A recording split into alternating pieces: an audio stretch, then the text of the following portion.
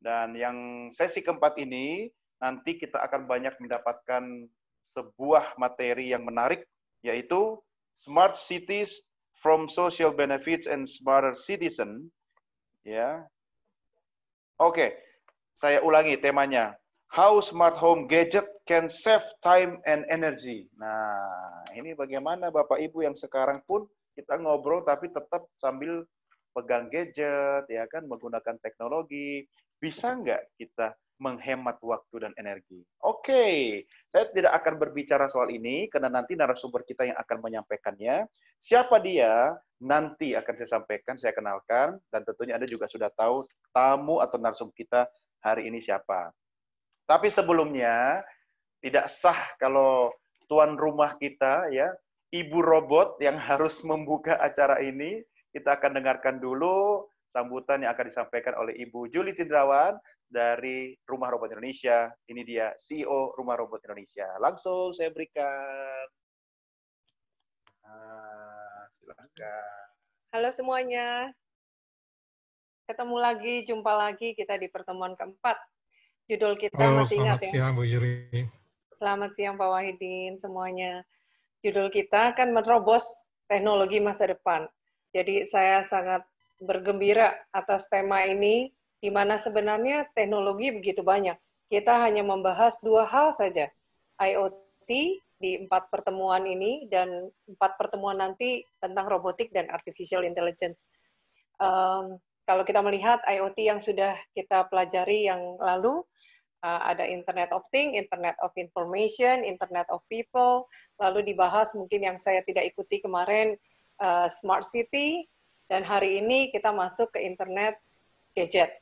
Hari ini saya kedatangan profesor muda nih, tamu yang muda, Mas Galih, yang umurnya mungkin masih 28-29 ya, tapi sudah jadi mechanical engineering di beberapa perusahaan. So, saya welcome Mas Galih. Saya rindu banyak anak Indonesia seperti Mas Galih bisa membangun Indonesia dengan yang kita bisa. Kita ikuti hari ini, kita mulai seminar kita, webinar kita belajar bersama-sama. Terima kasih sekali lagi para permisa yang sudah mengikuti 4 sesi. Enjoy it dan kita belajar bersama. Terima kasih.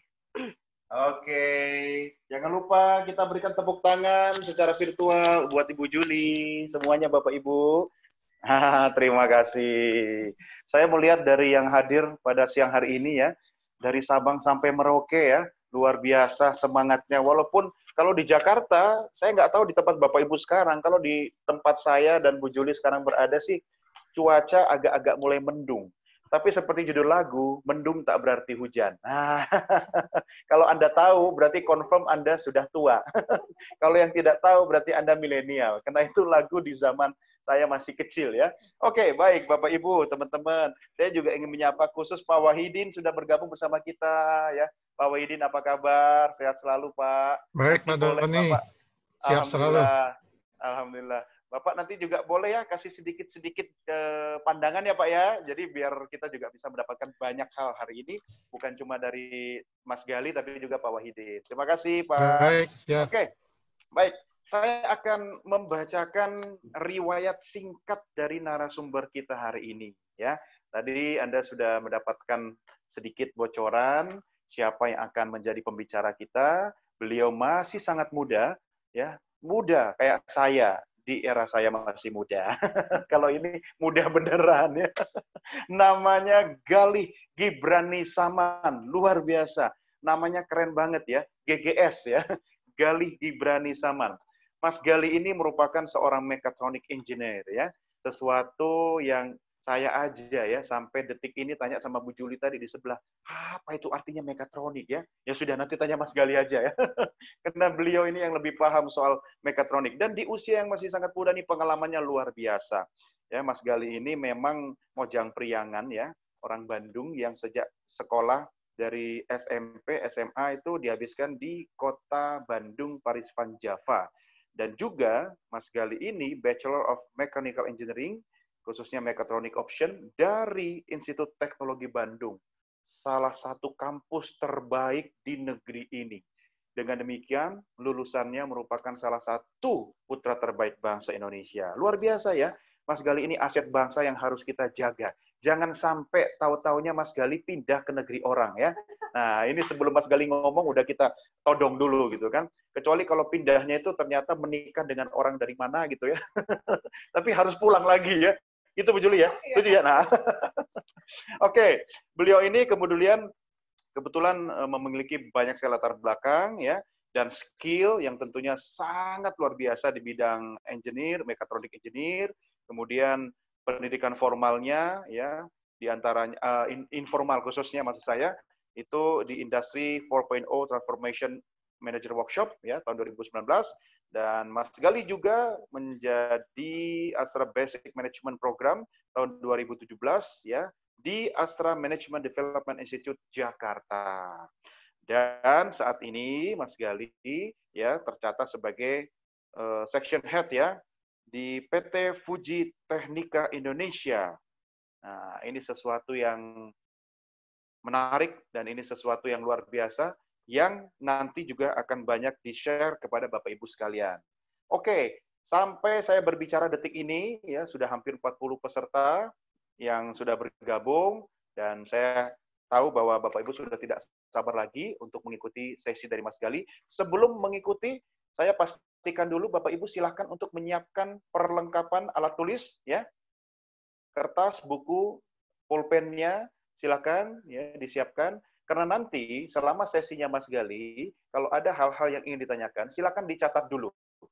Dicatat dulu, kemudian nanti sesi pertanyaan ada dua versi. Yang pertama, Bapak Ibu boleh bertanya melalui fitur chat yang ada di Zoom, atau yang kedua, nanti silakan raise hand ya, angkat tangan, atau memberikan kode kepada host, nanti dicari hostnya di situ adalah tulisannya Robotic Explorer, kemudian nanti saya akan memberikan kesempatan kepada Bapak Ibu untuk bertanya langsung, ya, bertanya langsung kepada Mas Gali. Oke, langsung saja, tanpa berlama-lama, saya sapa dulu. Mas Gali, apa kabar? Baik, Pak Doni. Aduh, Pak. Saya dipanggil Bapak ya, dipanggil Bapak berarti saya pengetahuan tambah lebih senior. Siap, ya. Panggil D aja gimana? Takut kualat ya. Oke, Mas Gali, saya mau tanya dulu dong. Ya. Mechatronic engineer itu secara sederhana apa artinya? Mechatronics engineer itu sebetulnya ini, Pak.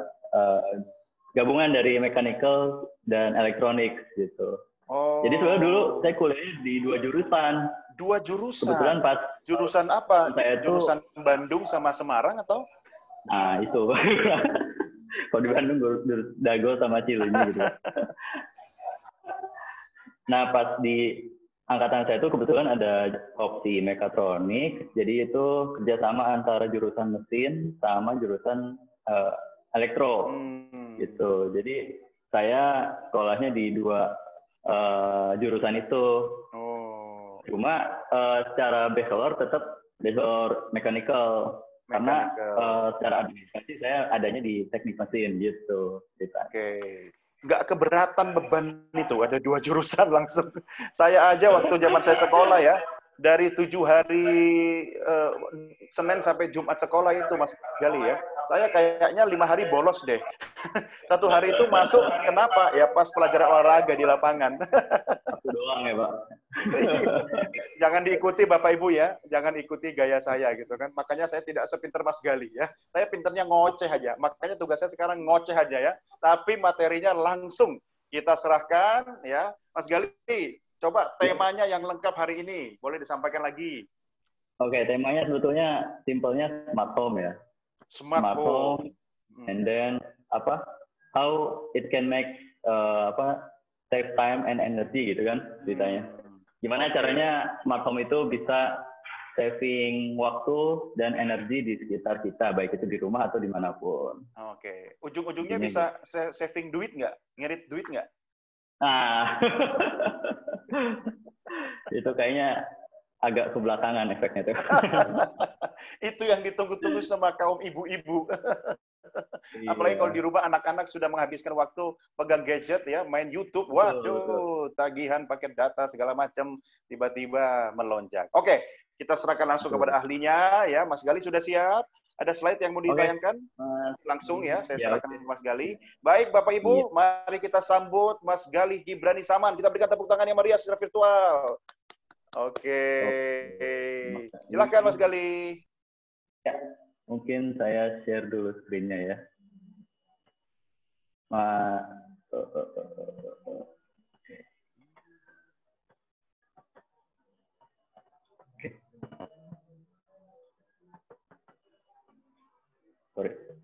Oke, selamat siang Bapak Ibu semuanya. Mungkin tadi saya lihat juga yang terhormat Pak Wahidin sudah hadir ya, dan Ibu Juli juga, dan Mas Doni terima kasih sudah sambutannya yang mungkin terlalu luar biasa Pak. Mungkin ini langsung aja ke materi Pak. Untuk hari ini kita bahas smart home, how it can save time and energy. Gitu. Yang tadi sempat saya ulas, gimana sih caranya kita memanfaatkan teknologi yang ada, smartphone ya yang sudah semua orang banyak pakai, atau laptop dan gadget-gadget lainnya, sehingga bisa bermakna untuk kehidupan kita ya. Sorry, sebelumnya untuk screen-nya udah kelihatan ya Mas Doni ya? Ya, sudah kelihatan. Cukup jelas. Okay. Silakan Mas. Oke. Kita lanjut aja. Tadi ini udah sedikit banyak diulas. Mungkin perjalanan singkat saya. Sekarang saya bekerja di Fuji Technica Indonesia. Ini adalah salah satu perusahaan Astra, joint venture Astra dengan perusahaan Jepang sebetulnya. Dan di sini saya diamanahkan untuk menjadi section head di machining area. Kalau yang belum tahu, mungkin machining itu suatu proses pekerjaan permesinan untuk membuat sesuatu yang kita inginkan dari 3D model gitu. Jadi intinya sebenarnya perusahaan saya ini membuat cetakan bodi mobil gitu, dan cetakannya itu kebetulan di machining di tempat saya gitu.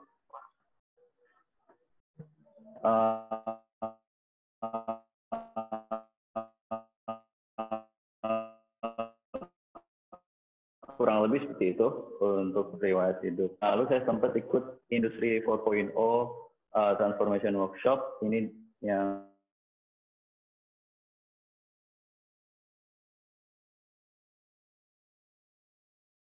ngadain Kemenperin, karena memang mungkin kita sedang bahas juga di sini ya kaitan dengan IoT, digitalisasi dan lain-lain. Oke. Lalu kita masuk ke materi. Sorry, untuk suaranya lancar ya, Mas Doni ya? Sangat lancar, silakan. Oke, kalau ada interrupt, tolong diinfo ya Pak ya? Oke, pasti. Monggo. Ya. Oh ya, sorry. Just info aja. Ini saya nggak sendiri sebetulnya di sini. Di tempat kerja saya kebetulan ada yang join juga. Ini ada Pak Arif Praitno dari. Halo Pak Arif. HRD kebetulan. Terus di sini ada Pak Rohan Saad juga di sini. Kebetulan beliau salah satu perwakilan dari General Affair di kantor kita. Karena kebetulan topiknya smart home ya, jadi kayaknya beririsannya sama smart building dan smart office gitu. Jadi saya ajak teman-teman. Gak apa-apa Mas Gali, yang penting bapak-bapak yang hadir. Saya pikir tadi ada Luna Maya di situ. Gitu. Jadi harapannya selain kita kasih insight juga bisa juga kasih insight ke intern kami gitu Pak. Mungkin tanggapannya juga bisa kami terima. Oke, lalu masuk ke outline presentasi saya. Mungkin singkat aja dari apa itu smart home, terus sekarang itu smart home lagi dipakai apa sih? Nah ini yang kedua, sudah smart home. Sejauh apa smart home yang ada di dunia sekarang ini? Lalu masuk ke benefit dari smart home itu apa? Itu masuk ke yang topiknya sendiri. Dan yang keempat ini mahal nggak sih sebetulnya smart home itu? Gitu.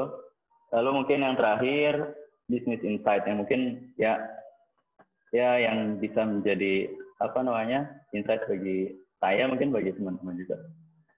Ya mungkin lanjut aja. Nah, jadi intinya smart home ini sangat berkaitan dengan IoT dan robotic system yang simple dan itu terkoneksi pada satu jaringan. Dan karena di era yang sekarang ini jaringan internet itu sangat bagus, sudah sangat maju sekali, sehingga semua device itu kan udah terkoneksi dengan internet gitu. Jadi seringkali dikaitkan smart home itu adalah semua device yang berkaitan dengan internet. Padahal sebetulnya tanpa internet pun itu bisa smart juga dengan misalkan intranet atau apa network kecil itu nggak masalah sebenarnya. Tapi karena sekarang internet udah cukup canggih, semua sistem bisa kita hubungkan ke internet. Dan smart home ini juga apa namanya dipakai di semua lini di rumah gitu. Sekarang tuh kayak kompor aja udah ada yang smart gitu kan, kompor, teko, terus lampu udah dari lama kayaknya, lampu itu yang pertama. Terus bahkan hordeng, blindfolding yang kayak gini nih kalau di tempat saya, ini juga sekarang udah ada yang smart, tapi kebetulan ini masih manual gitu. Jadi kurang lebihnya seperti itu. Nah ini contohnya kan, pertama dari masuk rumah itu sekarang banyak sekali orang-orang pakai smart locking system. Terus masuk, nyalain TV, segala macam, udah smart juga. Smart TV, smart speaker, banyak sekali ini. Terus security kamera, ini banyak banget. Banyak banget untuk apa? Memantau kondisi rumah kita dari jauh.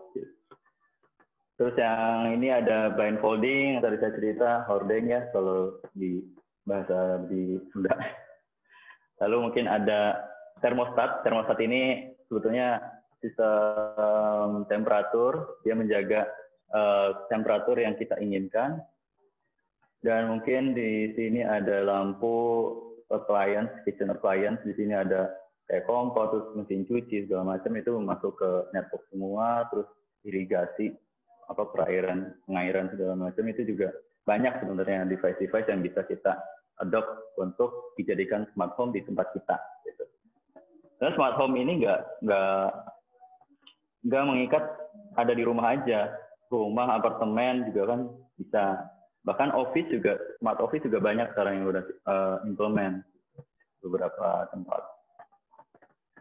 Nah, sebenarnya gimana sih kerjanya itu tuh si smart home itu? Intinya sama kayak device-device pada umumnya, terbagi dari 3, sensing, processing, dan aktuator. Jadi sensing itu yang ngerasain apa itu voice, dari misalkan voice, terus temperatur, pergerakan, atau bisa jadi remote juga itu salah satu dari sensing. Jadi misalkan kita masuk rumah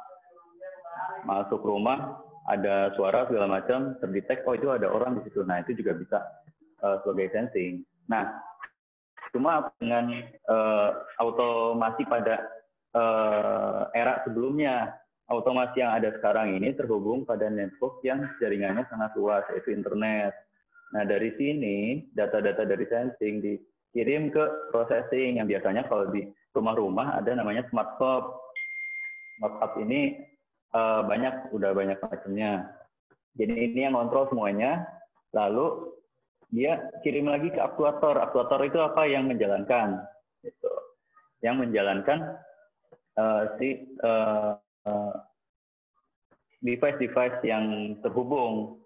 Misal blindfolding, itu aktuatornya berarti kan ada motor yang ngegerakin, dia bisa naik turun hordengnya, gitu. Terus atau lampu, gitu. Itu juga jadi salah satu aktuator. Jadi kalau sensing ini lebih ke sensor, mikrofon, atau infrared atau dan lain-lain banyak Nah, intinya gitu simpelnya.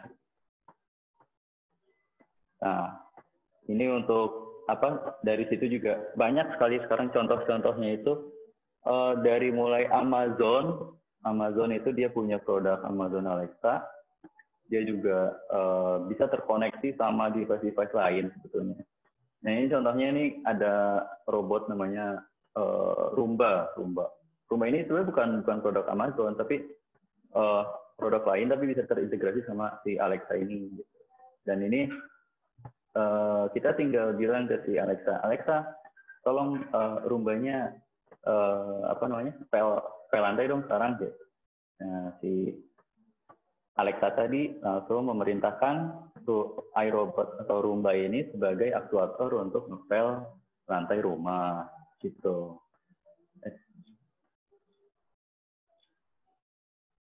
Nah, terus ada Google Nest, ini juga sama, Smart Home juga, ini juga bisa terkoneksi. Kalau ini bahkan bisa terkoneksi ke Google account kita. Ini misalkan dia orangnya nih mau ke pasar misalkan, tambahkan tepung ke dalam daftar belanja. Oke, sip. Jadi udah langsung masuk ke listnya di handphone kita biasanya gitu. Nah, Samsung juga punya sendiri produk-produknya dari mulai TV, mobile ini handphone ya banyak yang kita sering pakai. Terus speaker, terus AC juga kan banyak gitu. Ini bukan sponsor sih sebenarnya, bukan, cuma contoh aja ya kan. Ini kebetulan brand-brand ternama Amazon, Google, Samsung ini juga mereka sangat concern terhadap IoT dari smart home ini gitu. Nah, sebetulnya siapa sih yang butuh ketiga di atas atau smart home yang saya sebutin di atas tadi kan sebetulnya kadang untuk zamannya sekarang, zamannya transisi ya dari manuali ke otomasi itu, wah seperti terkesan kayaknya itu nice to have deh, gitu kan. Masih banyak orang yang seperti memang gitu. Karena pada dasarnya kita juga merasa masih memungkinkan untuk melakukan sesuatu tadi gitu. Seperti nyalain lampu gitu kan, masih bisa pakai saklar gitu, nggak mesti nyuruh device untuk nyalain lampu gitu. Jadi tergantung. Jadi siapa sih sebenarnya yang sangat-sangat membutuhkan di zaman pada sekarang ini? Nah ini saya mungkin kasih contohnya 2 aja. Sebetulnya mungkin banyak yang bisa pakai juga. Tapi mungkin yang sangat membutuhkan misalkan gini, housewife gitu ya. Misalkan dia harus jaga anak juga, tapi kan kadang-kadang sekarang ibu-ibu sekarang tuh kayak punya bisnis kecil gitu kan di rumah gitu kan, kayak bikin kue atau jualan baju atau bikin baju. Nah, tapi di satu sisi mereka juga harus jaga anaknya sendiri. Nah, makanya mungkin smart home ini juga jadi solusi buat mereka gitu. Misalkan kayak vacuum cleaner robot tadi, dia bisa ngepel, bisa nyapu tanpa ada orang di situ gitu. Jadi misalkan ini contohnya lagi musimnya mudik lebaran gitu kan. Musim mudik lebaran kayaknya yang ngebantuin di rumah itu pada pulang ke kampungnya masing-masing kan pada kesulitan tuh. Nah, ini juga salah satu solusi sebetulnya. Jadi kita tinggal nyuruh aja, robot tolong ngepelin dong ini gitu. Terus IP kamera ini adalah kamera yang terhubung ke network internet tadi ya, kayak security kamera. Jadi kita bisa nempatin itu di mana aja, misalkan di tempat tidur anak, di tempat bermain anak gitu. Jadi sambil kita ngerjain sesuatu, misalkan anak lagi tidur siang, kita juga masih bisa monitor gitu. Tanpa harus kita ngerjainnya dibawa ke kamar gitu kan. Ribet banget kalau masak atau nyuci harus dibawa ke kamar dekat-dekat biar lihat dikit-dikit liatin anak gitu. Kalau sekarang ya tinggal bawa aja HP-nya ke tempat cuci, tempat bikin kue atau apa, taruh situ, udah tenang gitu. Kita bisa monitor. Terus smart kitchen, ini juga sebetulnya masih dibilang butuh-butuh enggak gitu. Antara need to have sama nice have itu agak-agak tipis karena mungkin ini untuk yang pelupa aja. Misalkan di sini kan smart kitchen bisa masukin temperatur, terus timer, dia off-nya pada saat berapa menit. Nah itu di sini nih. Jadi ya banyaknya untuk yang kayak saya nih pelupa, nah kayaknya cocok gitu jadi smart kitchen. Jadi nggak ketutungan, bukan tutung, angus, nggak angus sih makanannya tuh itu. Nah terus smart door lock mungkin. Nah ini juga kadang-kadang kan lupa gitu ngunci pintu rumah dari pas atau dari mana gitu. Udah langsung ngerjain sesuatu, misalkan di dapur atau lagi nyuci, kita langsung cetak aja pegang HP, kunci pintu aja. Gitu, contohnya gitu. Housewife ini. Nah terus untuk yang kedua juga traveler. Jadi kalau yang tadi banyaknya yang memang melakukan aktivitasnya banyaknya di rumah.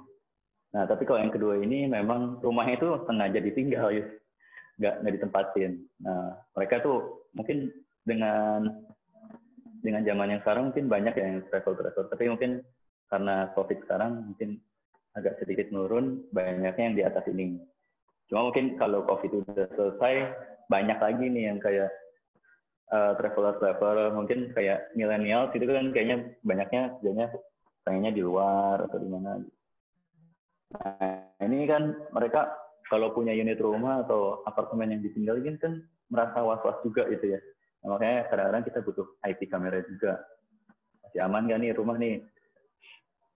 Terus termostat juga. Ini perlu juga. Misalkan tiba-tiba ada suhu yang melonjak, ini ada sesuatu nih, ada kebakaran atau apa, bisa dilacak lebih dulu gitu. Dan terus smart security system. Sebetulnya ini berkaitan nih antara IP kamera sama termostat gitu. Jadi antara security sama fire system atau termostat, kalau di luar mungkin bisa langsung integrasi ke misalkan ke pemadam kebakaran atau ke polisi dan lain-lain. Tapi ya ini mungkin di kita belum ada. Nah, gitu mungkin. Nah, jadi sebetulnya dua ini mungkin yang baru membutuhkan dalam era-era yang sekarang. Gitu. Nah, sebetulnya benefitnya apa sih? Kan dari tadi kita ngomongnya kayaknya nice to have banget gitu kan. Nyalain lampu pakai tangan juga bisa gitu. Nah sebetulnya ini sangat berkaitan jika hal itu sangat rutin kita kerjakan. Jadi kerjaan yang mungkin bisa dibilang player ya gitu ya. Nyalain lampu tiap pagi, terus besoknya nyalain lagi gitu kan. Kadang-kadang udah siang lupa lampunya dimatiin. Kadang-kadang saya juga kayak gitu. Orangnya pelupa gitu kan. Udah siang lampu masih nyala aja. Nah ini mungkin bisa gitu jadi solusi karena udah ada timer, udah di situ ada jam segala, kita bisa set kapan lampu itu nyala, kapan lampu itu mati, atau bahkan sekarang udah ada sensor cahaya, jadi kita tinggal atur pada kondisi cahaya seperti apa lampu itu harus nyala. Misalkan lampu luar nih, lampu luar rumah, nah itu bisa gitu. Jadi dia mereduce routine work gitu, activity yang rutin, yang kleros gitu. Jadi kita bisa mengerjakan hal-hal lain di rumah itu yang lebih esensial lagi gitu. Jadi ini balik lagi ke yang tadi, yang ibu rumah tangga tadi, yang mungkin punya bisnis sendiri, punya kerjaan di rumah gitu. Atau sekarang kan lagi zaman-zamannya WFH ya, work from home. Nah mungkin ini juga, mungkin mereka yang udah lama tinggal di rumah bisa jadi hal ini menjadi need to have bagi mereka gitu. Nah, yang kedua mungkin the next level of home security. Jadi security-nya atau tingkat keamanan yang lebih tinggi lagi levelnya gitu. Yang tadi kita bilang smart home ini kan terhubung ke jaringan. Nah, jaringan ini kita bisa bisa lakukan integrasi misalkan ke jaringan pemadam kebakaran, ke polis atau lain-lain gitu. Jadi makanya ini kita sebut next level ya memang kondisi security-nya mungkin jauh lebih baik gitu. Nah, terus mungkin yang terakhir ini yang paling penting, tapi mungkin untuk beberapa untuk beberapa mungkin di sini banyaknya kayak office building atau memang kita di rumahnya nyimpen nyimpen perangkat yang memakan energi sangat gede gitu. Nah ini baru, jadi dia mungkin bisa ke unnecessary energi, jadi energi yang enggak terlalu penting-penting amat. Jadi misalkan kalau di rumah sih yang contoh gampangnya dari termostat tadi, misalkan kita pengennya set di 22, di suhu 22 gitu ya. Nah kadang-kadang kan kalau AC yang biasa udah dingin tetap aja gitu terus didinginin gitu. Tapi kalau ada termostat, misalkan ada satu sistem temperatur lagi, sistem yang kontrol temperatur, mungkin dia bisa ngatur AC mana aja yang harus berfungsi, AC mana aja yang harus diam. Misalkan di satu ruangan udah dingin ya udah. Atau misal ada juga digabungkan dengan sensor motion, sensor gerakan. Jadi misalkan dia mendeteksi kalau di ruangan tersebut ada orang nggak sih gitu. Kalau di misalkan kamar yang udah ditinggal sama anaknya pergi main kemana, bisa jadi anak itu kan lupa gitu ya, lupa matiin. Tapi kalau ada si sensor itu kan kita bisa set. Kalau nggak ada aktivitas, kalau nggak ada orang di ruangan tersebut, AC itu harus mati. Gitu. Jadi yang harusnya kita bayar nih buat AC yang tadi lupa dimatiin, nah dengan adanya smart home tadi itu nggak perlu lagi gitu. Makanya mungkin ketiga ini adalah summary-an dari benefit yang muncul mungkin ketika kita implementasi betul-betul apa itu smart home gitu. Ya. Nah ini mungkin jadi benefitnya. Lalu, nah kalau di sini saya mau cerita, mahal nggak sih? Mahal nggak sih pakai smart home itu?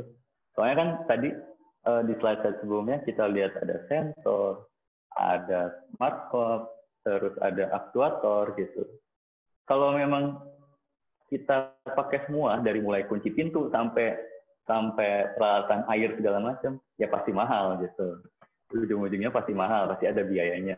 Tapi dengan kondisi yang sekarang, sebetulnya kita bisa pilih gitu. Kita balik lagi, get back to need to atau nice to have gitu. Jadi mana yang paling kita butuhkan sih untuk sekarang ini gitu. Jadi kan ada need to atau nice to ya. Kalau need to lebih ke kebutuhan yang esensial yang memang benar-benar kita butuhkan. Tapi kalau nice to memang sebetulnya bermanfaat, cuma kita kerjain pun nggak ada masalah gitu, kayak saklar lampu gitu kan. Sebenarnya bagus gitu, manfaatnya kan ketika nggak ada orang bisa mati. Tapi dengan kita matiin lampu sendiri pun masih bisa. Ya. Jadi kayak gitu-gitu lah. Kita harus pilih-pilih apa aja sih yang harus kita pakai dan apa aja yang kita skip dulu buat entaran gitu. Tapi ini berlaku hanya untuk posisi sekarang aja. Mungkin di kondisi masa-masa yang datang, yang tadi di kelompok nice to itu akan menjadi need to gitu. Kalau saya bilang. Nah, mungkin di sini saya coba paparkan, saya sempat ada experience. Jadi yang tadi dibilang costly atau kayaknya terkesannya mahal gitu ya.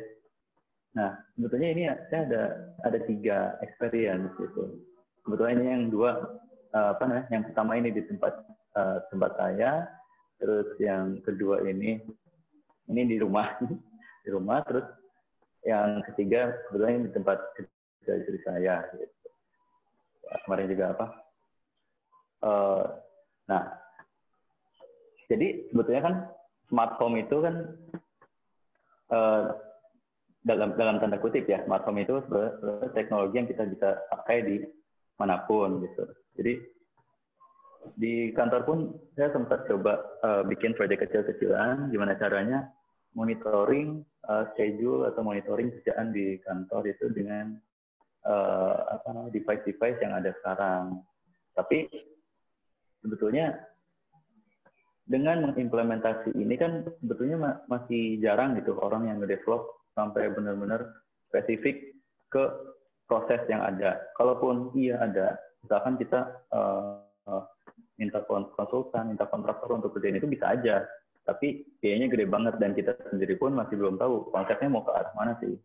Makanya di yang pertama ini saya coba inisiasi bikin proyek kecil-kecilan pakai Raspberry Pi, gitu. Pakai microcontroller mini PC, sorry bukan microcontroller sih, ini lebih ke mini PC. Dia ngontrol, bisa ngambil schedule, terus bisa ngambil data yang terjadi di mesin gitu. Nah ini juga benar-benar di di bawah yang kita harapkan gitu. Ternyata sangat murah harganya gitu. Ini dengan mungkin kisaran di bawah 10 juta udah bisa bikin satu unit ini. Gitu. Tapi memang dengan tingkat kehandalan yang beda. Ini mungkin tingkat kehandalan yang developer belum belum benar-benar rigid industrial class. Gitu. Nah, tapi kan dari sini kita dapat konsepnya. Sebetulnya yang kita butuhkan dalam proses ini itu apa sih? Gitu. Dalam proses kita itu kita membutuhkan device yang seperti apa? Nah, kita coba-coba dulu nih dengan barang-barang yang murah-murah aja dulu gitu. Nah, udah dapat konsepnya, baru kan kita bisa godok lagi tuh si sistemnya, baru kita bisa kasih ke konsultan atau ke kontraktor yang memang lebih berpengalaman terhadap itu gitu. Jadi mereka pun dibantuin mikirnya, sehingga kan cost per day-nya kan bisa turun juga gitu. Jadi ujung-ujungnya ke duit juga sebetulnya gitu. Meskipun kita ada sedikit pengeluaran di awal. Nah, yang kedua ini saya pasang di rumah. Jadi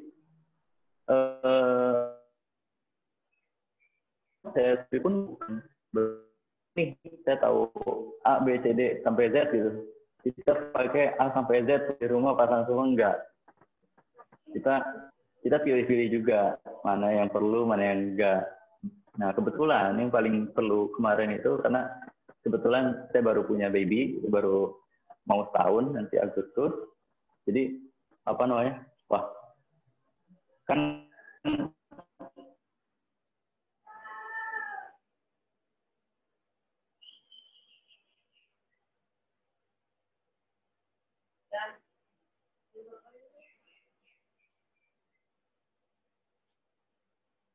nah, saya pasang nih kamera. Nah, kebetulan kameranya juga kan nggak yang benar-benar fancy atau gimana. Saya juga cuma beli satu. Tapi saya beli kameranya itu yang 360. Sebenarnya kamera 360 ini bukan satu hal yang spesial. Dari dulu juga ada. Tapi sebelum adanya smartphone atau teknologi yang smart ini, mungkin si kamera 360 ini tuh cuma bisa memang di set muter aja terus. Gitu. Tanpa kita set posisinya di mana gitu. Mungkin harus ke kontrol unitnya dulu, misalkan dulu mah kayak ada monitor, ada kontrolnya gede banget, baru kita nge-set ke sana. Dan itu kadang-kadang belum bisa masuk ke jaringan internet. Nah, tapi sekarang ini banyak home security kamera ini yang jual bebas, jual pasaran, dan murah-murah harganya gitu. Ini juga saya pakai brand X gitu. Inisial X, tapi pada tahu. Nah, jadi kebetulan kamar saya itu posisinya itu ada di seberang-seberangan sama garasi. Nah, jadi yang dibutuhkan kan sebetulnya kamera cuma siang doang, gitu. Cuma siang doang. Nah, biar malamnya tetap kepake, saya pasang kamera itu di jendela. Jadi jendelanya itu dia kameranya satu sisi bisa ngadep garasi, satu sisi bisa ngadep kamar. Jadi kalau siang hari saya langsung set di kamera itu ke posisi kamar.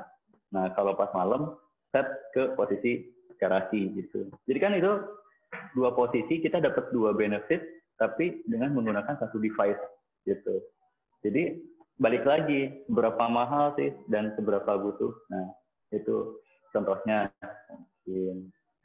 Nah, kalau yang satu ini kebetulan di tempat kerja istriku, di server room-nya itu kan namanya server room, kalau yang apa namanya, server room itu dia tempat nyimpen komputer yang artinya komputer itu kan menghasilkan panas ya, dan tapi si ruangan ambient atau lingkungannya itu harus dijaga benar-benar gitu. Ketika ada perbedaan panas dikit aja, harus alarmnya tuh harus nyampe langsung ke pihak maintenance-nya. Nah, makanya diinisiasi minta bikin temperatur monitoring. Jadi begitu ada satu termostat yang naik temperaturnya, nah itu langsung ngebel, itu langsung kontak ke controller utama, posisi server posisi A temperaturnya naik, nah gitu. Jadi secara otomatis langsung gercep kan, langsung gerak cepat ke posisi server room itu, langsung ada apa nih posisinya gitu. Jadi tanpa harus nelfon dulu, tanpa harus kirim email mungkin ya dulu, atau zaman dulu masih teleponnya telepon kabel lagi. Datang ke situ udah keburu panas, udah keburu mati duluan servernya. Nah, jadi itu kan benefit juga, timing, seberapa cepat kita menghadapi sesuatu, seberapa cepat kita mensolusikan sesuatu, itu juga menjadi benefit. Nah, ini adalah 3 contoh IoT atau smart home yang bisa dibilang cukup worth it lah, dari harga dan benefitnya itu seimbang. Ini pun pakai yang murah-murah juga gitu, kayak sama yang di atas, dari yang 1 juta gitu. Nah, yang terakhir, jadi kalau dari atas kan dari berapa mahal, terus benefitnya gimana, mungkin yang terakhir kan kebetulan kan di sini kalau yang saya baca ada ibu-ibu dari IWAPI juga ya.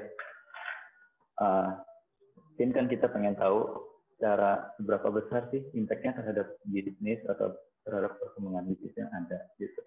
Sebenarnya kalau yang saya tangkap dari kemajuan teknologi yang ada sampai sekarang, sampai tahun 2020 ini, benar-benar grafiknya itu eksponensial gitu, maju terus. Mungkin sampai beberapa tahun ke depan juga masih growing, masih naik. Jadi sebetulnya opportunity atau kesempatannya itu banyak, apalagi sekarang kan era-eranya millennial generation gitu, mereka seringkali dibilang nggak mau capek atau nggak mau kayaknya simple gitu kan, simple, pergi-pergi, tapi tetap pengen save gitu. Nah, mungkin di sini ada 3 mungkin yang saya mau sampaikan. Mungkin untuk kedepannya kayaknya mungkin akan banyak yang menjadi kontraktor di smart home implementation gitu. Jadi misalkan ada satu rumah yang biasa masih manual semua, tapi mereka pengen implement ke smart home. Nah, kontraktor ini yang nyiapin apa-apa aja yang diperluin. Kalau dulu mah mungkin bikin rumah, terus kita nyari tukang listriknya untuk ngebikin kabel, jalur lampu, jalur stekernya ada di mana gitu. Kalau sekarang mungkin akan beralih ke tukang smart home gitu. Jadi smart home si kontraktor ini yang mungkin bisa mikirin, di sisi A ini perlu kamera yang seperti ini, di pintu yang sebelah sini harus ada sensor gerak yang seperti ini. Nah, itu mungkin akan menjadi model bisnis di era-era berikutnya.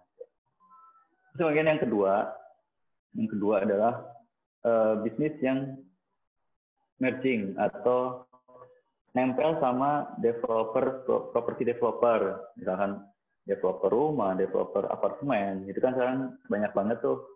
Nah, mungkin si kontraktor ini bisa nyediain smart home-nya gitu. Maksudnya menyediakan ini mungkin bisa jadi dia itu bikin sendiri atau pakai produk yang ada, karena sekarang udah banyak banget gitu. Bisa pilih juga dari yang paling murah sampai yang mahal sekalian juga ada Nah, ini juga si kontraktor ini bisa juga merging ke si property developer gitu. Jadi buat bikin rumah baru, misalkan komplek baru nih. Nah, jualannya kan lebih kenceng lagi buat milenial. Ini udah implement smart home, jendelanya bisa naik turun sendiri, bisa terus lampunya bisa mati, bisa nyala begitu kita masuk rumah, begitu keluar langsung otomatis mati sendiri. Nah, itu kan bisa jadi ajang buat jualan juga sebetulnya di smart home di new house developer gitu. Dan ini pun nggak terbatas hanya untuk rumah atau apartemen aja gitu. Bahkan office building pun bisa gitu. Office building tuh juga bisa pakai teknologi ini. Kan kadang-kadang namanya karyawan kan nggak ngerasa ini bukan rumahnya sendiri kan. Pulang-pulang aja, AC tinggal nyala, pulang aja gitu kan. Oh, yang bayar juga perusahaan. Tapi kan nggak gitu. Itu kan tetap kos. Kalau AC nyala semalaman kan lumayan. Berapa gitu kan energi yang kebuang. Nah, di smart home ini juga kan bisa diimplement ke office, baik itu new building atau building yang udah ada sekarang. Kebetulan kemarin juga saya sempat ikut di workshop itu kan, di workshop yang tahun kemarin, kebetulan yang adanya Kemenperin, itu ada beberapa contoh perusahaan yang memang udah implement smart home. Kebetulan di tempat saya masih belum, di perusahaan saya mungkin akan gitu. Cuma posisinya masih nice to have, kita masih ke prosesnya dulu. Nah, mungkin yang terakhir juga, selain itu menjadi kita sebagai kontraktor, apa kalau yang dua di atas kan kita sebagai kontraktor yang menjual smart home. Tapi kalau kita punya bisnis pun, kita bisa mengenhance atau bisa mengembangkan bisnis yang ada sekarang dengan teknologi smart home, biar si biayanya juga lebih kompetitif, lebih efisien prosesnya. Jadi kan ujung-ujungnya cost lagi bisa turun gitu. Kalau cost turun, ya profitnya bisa nambah dong. Atau misalkan dengan harga pasaran yang turun, kita masih bisa kompetitif nih. Gitu. Jadi kalau harganya turun, kalau cost-nya tetap kan profitnya nipis gitu. Tapi kalau kita bisa neken si cost-nya, kita masih bisa memaintain si profitnya tetap stabil. Nah, mungkin smart home juga bisa smart home atau IoT juga bisa jadi solusinya untuk itu gitu. Yang tadi mungkin yang dua contoh yang tadi saya di atas itu juga salah satu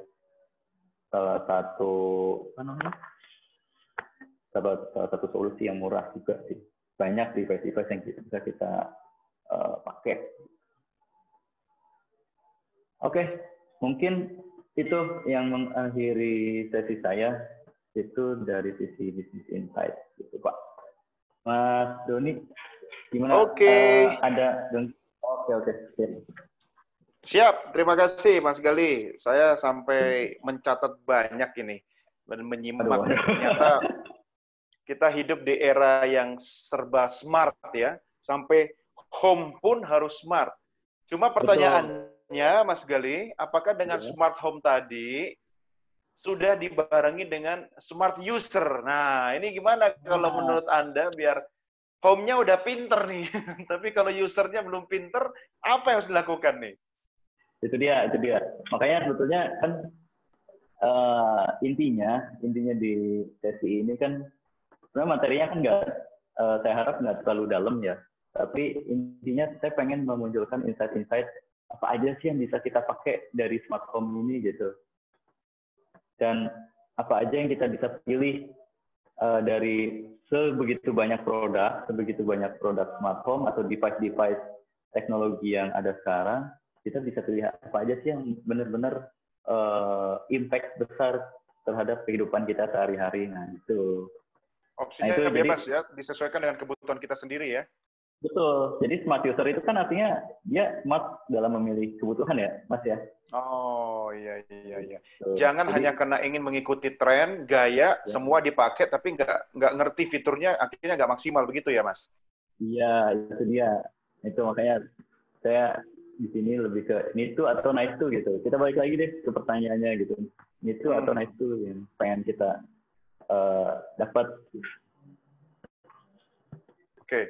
Baik, Gitu, Mas. Mas Gali, saya sudah mencatat beberapa hal yang akan saya tanyakan, tapi tidak adil loh kalau masa saya melulu yang tanya, kan? Bapak Ibu peserta di sini sudah banyak yang ingin bertanya. Nah, sebelum saya menyerahkan kepada peserta, saya mau minta komentarnya Pak Wahidin dulu ya, Mas Gali ya. Nanti bisa berkolaborasi ya. Pak Wahidin, halo. Sudah bergabung siap. Nah, Pak Wahidin, kasih komen dong. Tadi menarik banget yang disampaikan oleh juniornya Pak Wahidin nih, generasi milenial nih, Mas Gali. Silakan Pak. Apa kabar Pak Gali? Halo, Mas baik, Gali Pak. ya, Suse. Mesti. Ya. Baik, ini salam kenal Pak. Baru ketemu di sini. Ya, senang sekali mendengarkan paparan Anda. Saya ada sedikit pertanyaan saja, karena ini kan forum ini banyak dihadiri oleh teman-teman dari pendidikan ya. Ada guru, ada dosen, begitu ya, peneliti. Mungkin dari pendapat Mas Gali ini, kira-kira kalau sebagai pendidik, apa ya ilmu yang harus kita berikan ke murid-murid kita ini ya, agar mereka bisa adaptasi kepada bidang ini, begitu. Silakan. Oke, langsung Mas Gali. Apa saja, barangkali anjurannya seperti apa gitu. Benar, ini untuk ke pendidikan era sekarang juga kayaknya harus sedikit lebih berubah ya untuk mengikuti zaman yang serba smartphone ini kan. Nah, ini mungkin kayak semacam insight kayak benefit dari smartphone atau pemilihan IoT atau mungkin pada dasarnya kayak programming sejak dini mungkin bisa jadi solusi untuk dunia pendidikan Pak gitu. Karena basicnya kan saya sebetulnya engineer mekanik ya Pak ya, nggak ada hubungannya sama programming listrik segala macam, nggak ada gitu. Tapi karena dari dulu mungkin saya sempat beberapa kali tahu programming komputer seperti apa tahu device yang ngetrend sekarang kayak gimana. Nah mungkin itu yang bisa ngebawa siswa sekarang mengikuti zaman yang lebih lain. Mungkin itu Pak. Kelihatannya ada tambahan mungkin. Kelihatannya dari bidang mekanik jadi pindah ke elektrik ya? Iya. Banyaknya gitu. Karena kan namanya mekanik kan udah rigid, udah benar-benar canggih ya sekarang.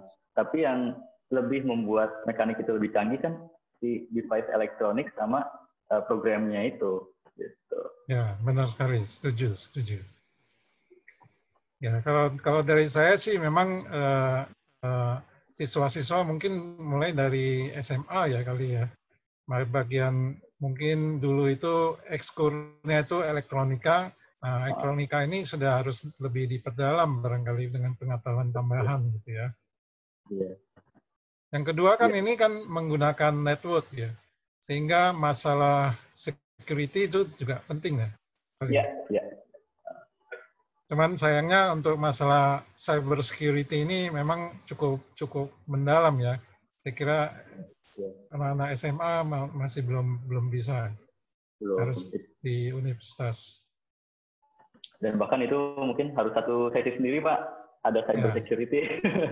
Saya juga kadang-kadang perlu untuk materi itu. Nah, kan banyak banget device.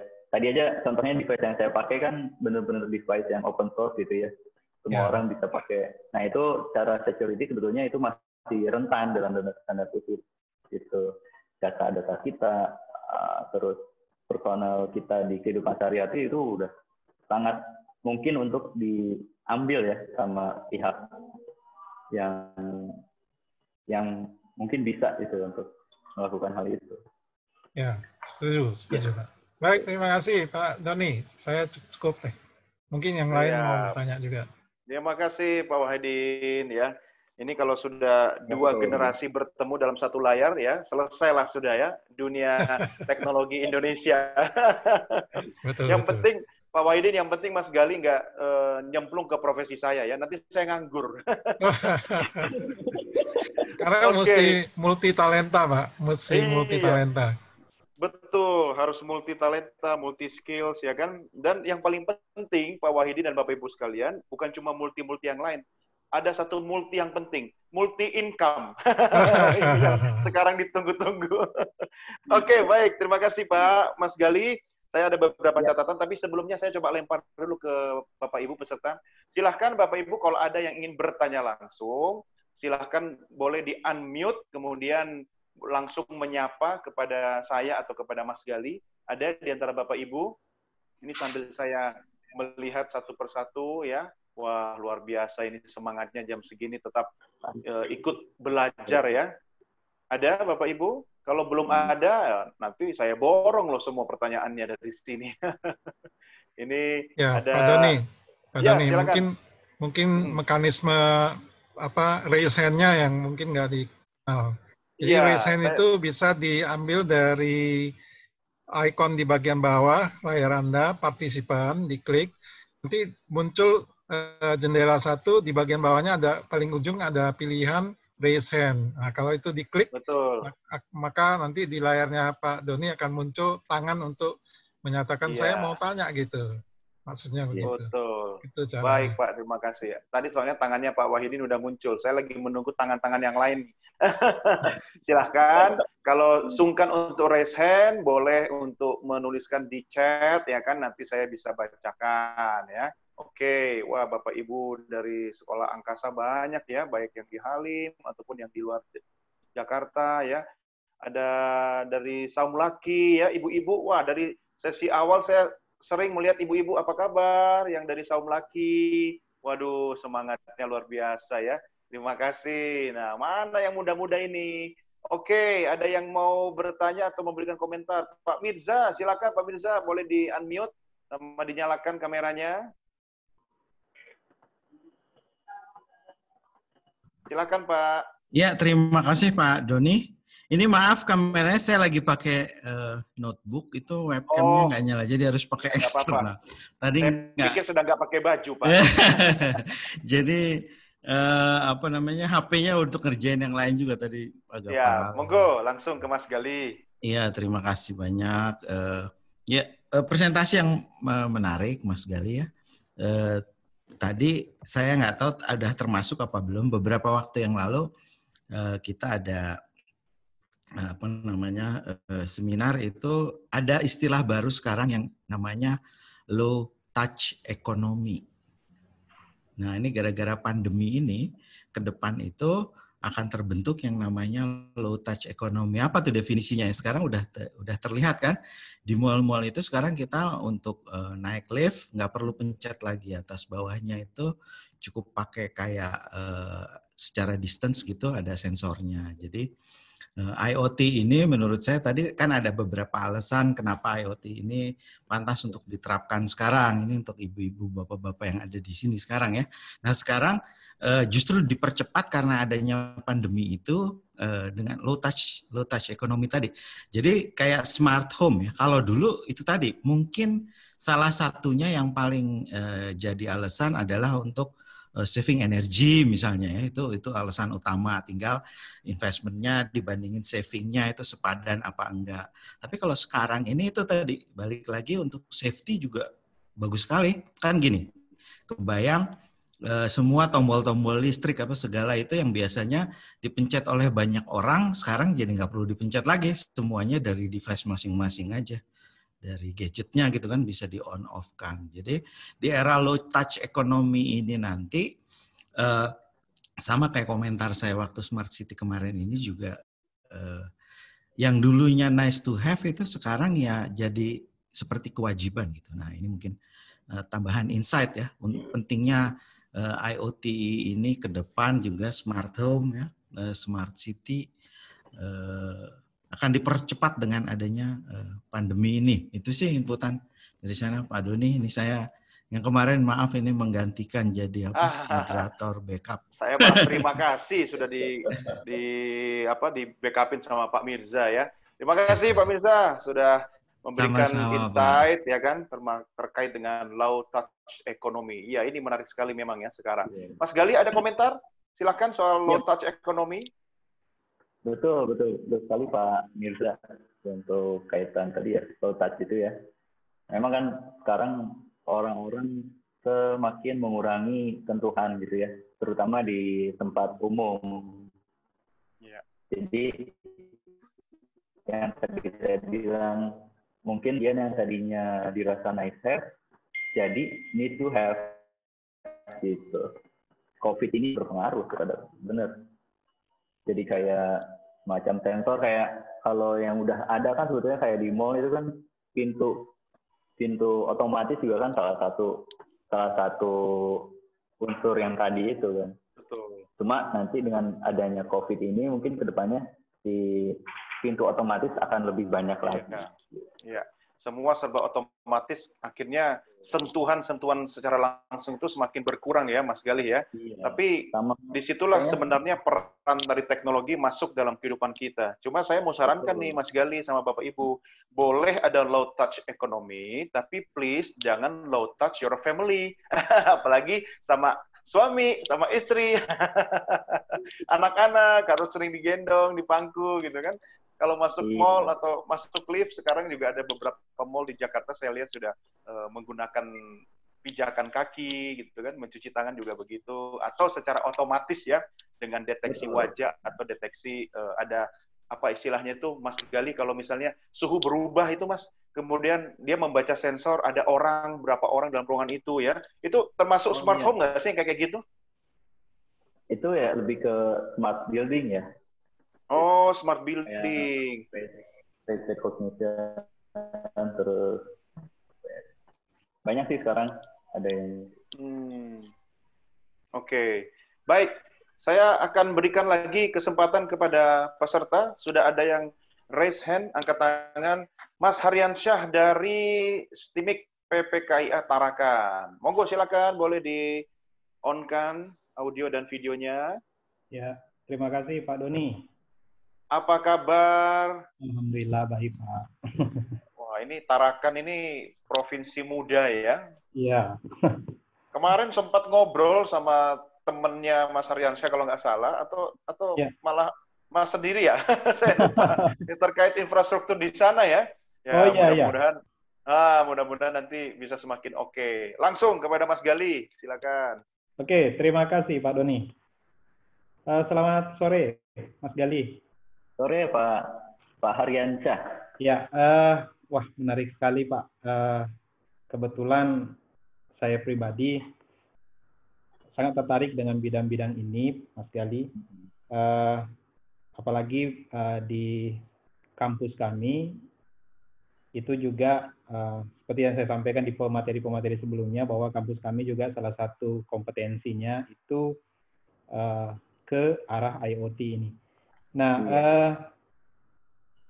saya beberapa proyek, Mas Galih, terkait tadi yang disampaikan untuk smartphone, ada satu yang mengganjal di pikiran saya terkait penerapannya atau implementasi dari smart home ini.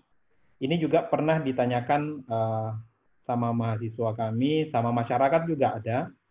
Bagaimana, ini pertanyaannya sederhana, tapi jujur saja ini masih mengganggu pikiran saya sampai sekarang, Mas Galih.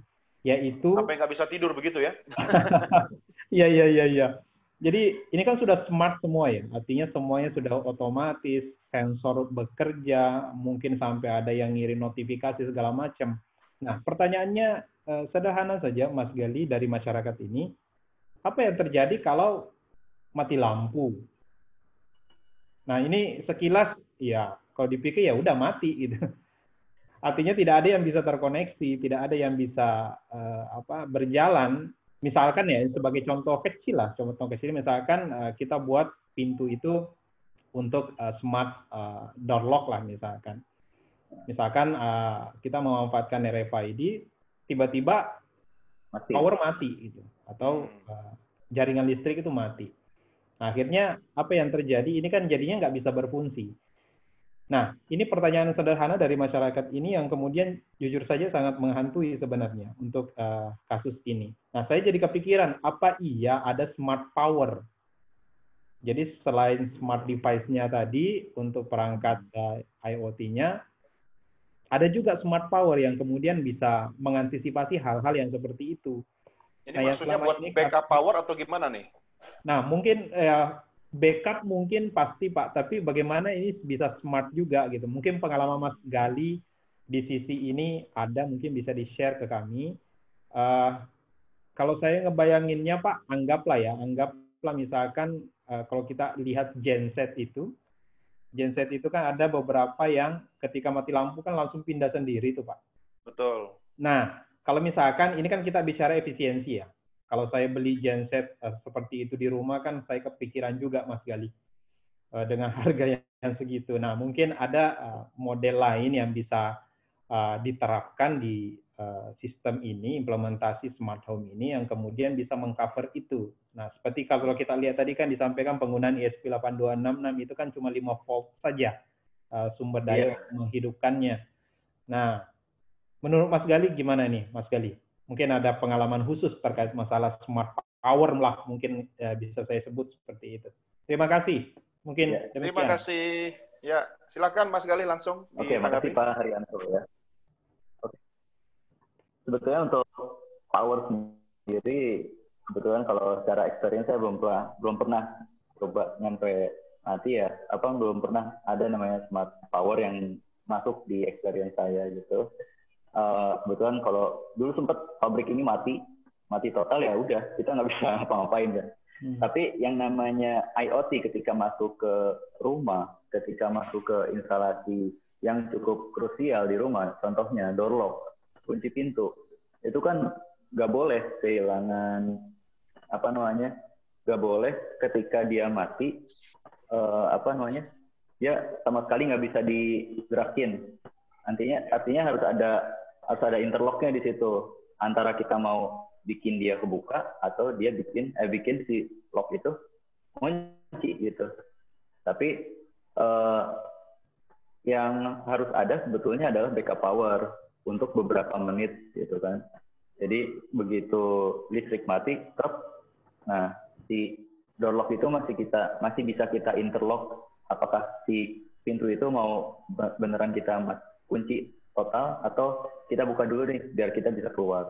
Itu juga harus jadi pertimbangan ketika kita, kalau di sini kan mungkin konteksnya Mas Haryansyah ini adalah mendevelop satu device ya Pak ya? Ya. Nah, mungkin lebih ke arah situ Pak mindsetnya. Jadi ketika power mati, apa yang harus kita lakukan gitu? Apakah pertama harus ada backup power, terus yang kedua interlocknya. Jadi backup seperti itu yang harus jadi strategi backup. Tambahan sedikit Pak Doni boleh? Silakan Pak. Ya, terima kasih. Kebetulan saya dulu pernah nyoba Mas Gali, tapi ya kalau saya bilang mungkin tidak terlalu berhasil lah. Saya pernah melakukan switching. Jadi saya simulasikan seperti yang genset saya bilang tadi itu. Ketika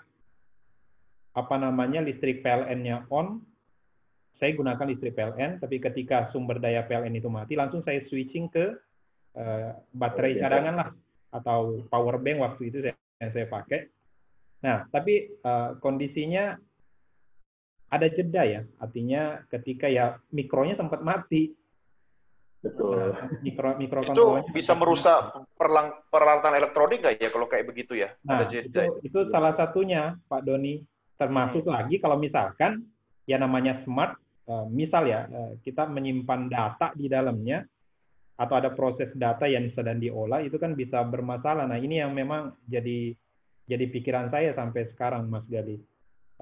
Oke, smart switching itu sudah bisa berpindah otomatis, tapi di tengah-tengah ini ada jeda waktu untuk mati gitu. Akhirnya proses yang terjadi mungkin ada pengolahan data di dalamnya akhirnya hilang semua gitu. Iya.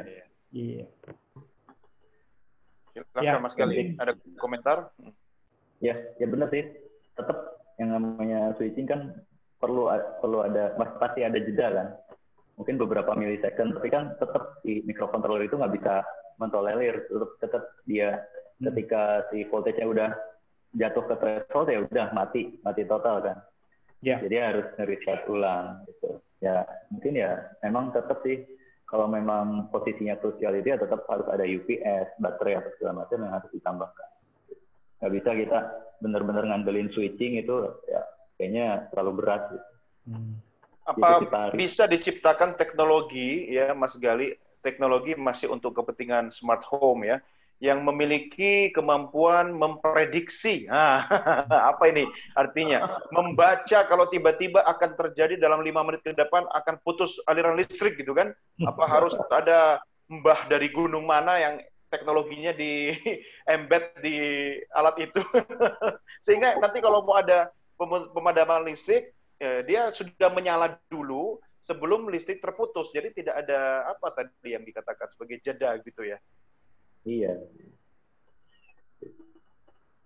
Kalau teknologi itu kayaknya kita harus bisa sih. Tapi telepon ke gardu. Dapat informasi harus tanya.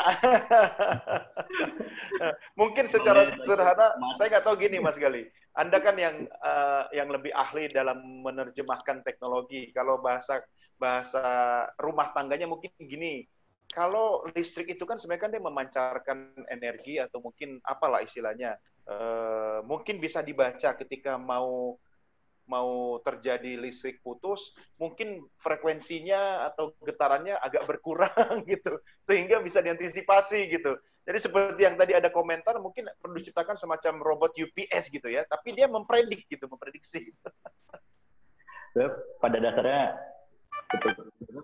ya nggak bisa gitu. Cuma sebetulnya teorinya memang ada gejala gelombang pada saat turun itu ada, tapi ya itu juga cuma beberapa milidetik mungkin terjadinya. Gitu.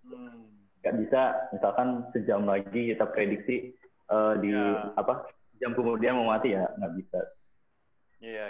Karena kebetulan PLN kita juga kadang-kadang naik turunnya itu sangat fluktuatifnya sangat tinggi.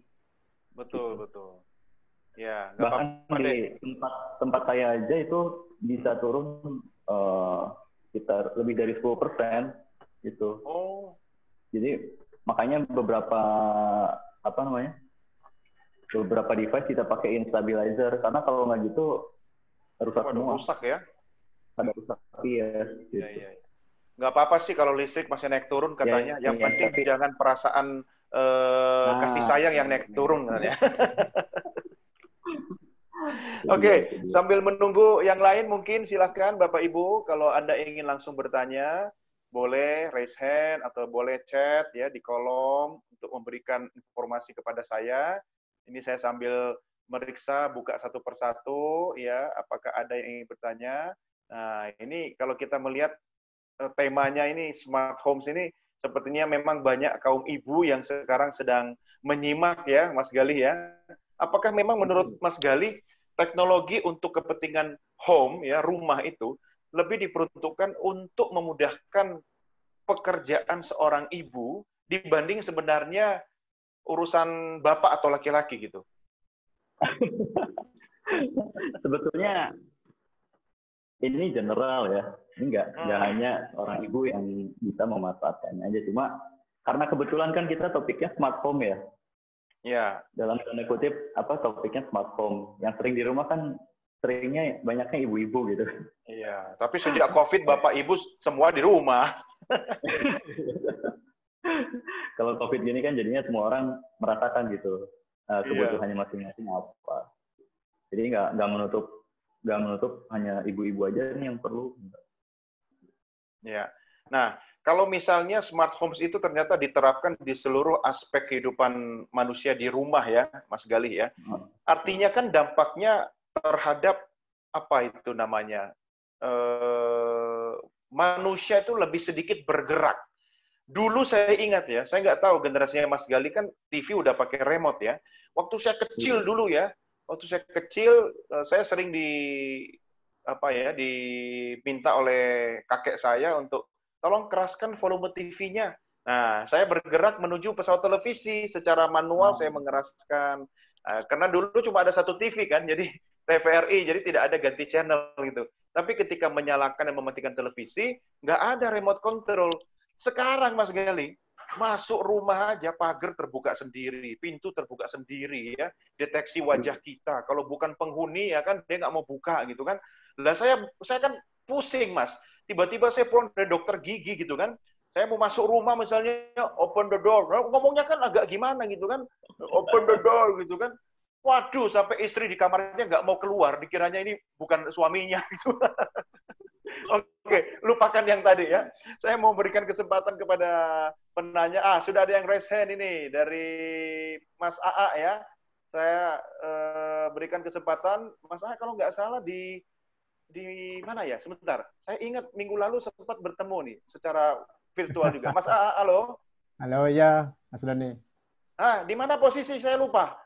Di Politeknik Negeri Madura. Oh ya, di Madura. Iya, ya. Nama asli siapa? Saya lupa. Ahmad Arif Kurdianto. Itu AA disingkatan. Itu dia. Disingkat AA. Tapi nggak apa-apa dong dipanggil AA ya? Ya, memang panggilan saya di kampus begitu. Oke, siap. Silakan langsung ke Mas Gali. Ya. Ya.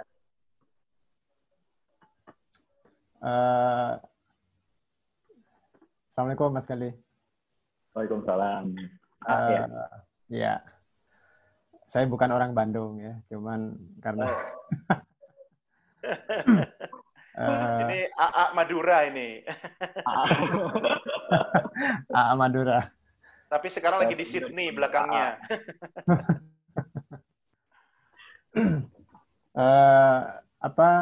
Saya ingin nanya ke Mas Gali, kebetulan background-nya beliau kan ada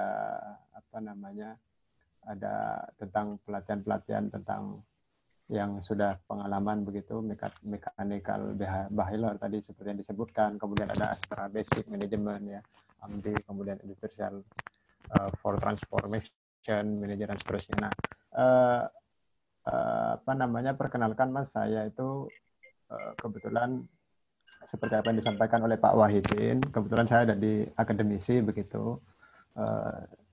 Saya harus mentransfer knowledge ke mahasiswa. Nah, sekarang kesulitan kami di kampus itu ketika sedang mendevelop gitu ya, taruhlah sudah jadi satu device, satu sistem embedded begitu. Namun kesulitannya yang ada adalah untuk membungkus itunya, untuk membungkus, bikin kemasannya ya, casing gitu ya, casing. Nah, casingnya, misalnya apa nih? Misalnya bikin apa?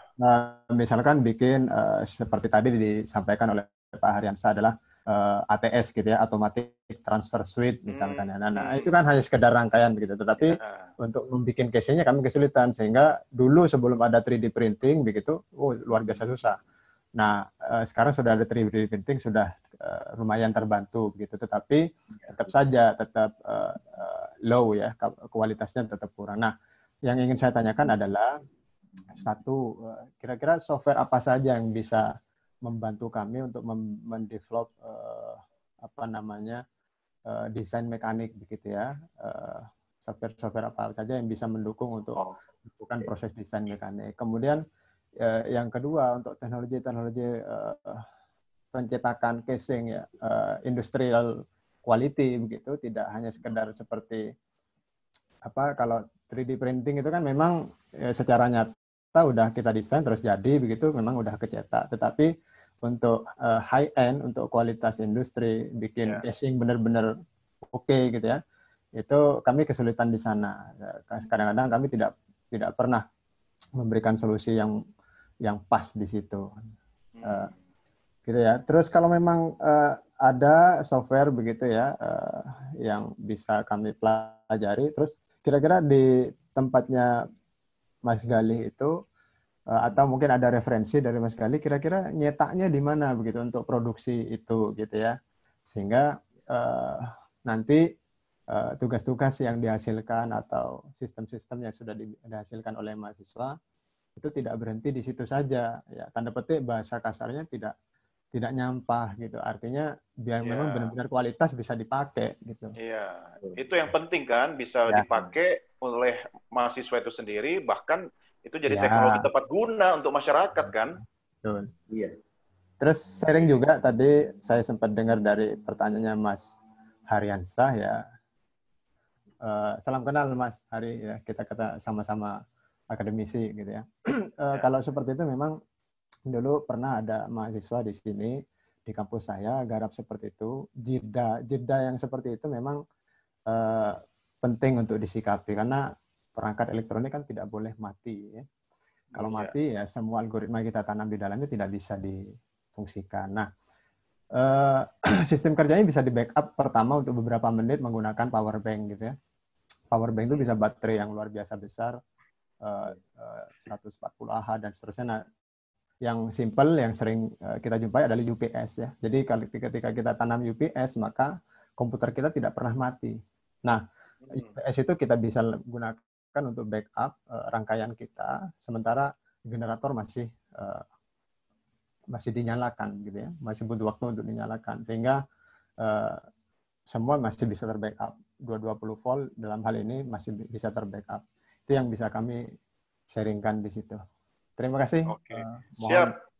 Terima kasih Mas Doni. Terima kasih. Langsung dikomentarin Mas Gali, silakan.